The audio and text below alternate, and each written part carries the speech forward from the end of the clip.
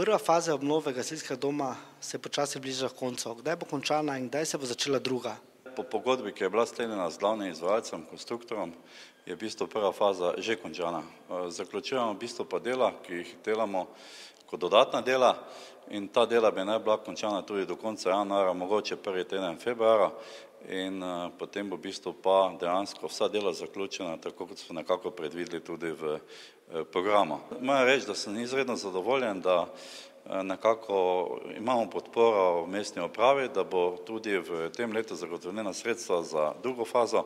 Seveda s tem bo obnova tega objekta stekla v tisti meri, kot si seveda ti delavci, naši delavci, kot si želimo, da bo ta objekt naslednjih 25-30 let uporaben in funkcionalen za to poklicno enoto.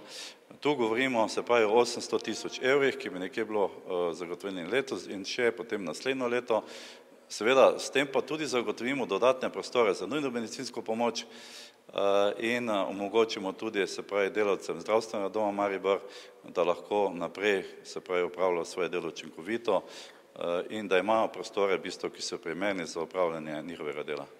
Nam lahko morda razkrijete, kakšni so načrti s to lokacijo? Sama lokacija, sami program predvideva tudi, da se sem preseli, se pravi, služba za zaščito in reševanje, civilna zaščita, potem prihaja sem tudi Ministrstvo za zdravje z drugim dispečerskim centrom Slovenije in na ta način bo ta lokacija v bistvu dobila nekako to svojo zaokroženo podobo. Skoraj vse reševalne službe bojo na tej lokaciji, kar seveda ima velike prednosti v primeru večjih nesreč.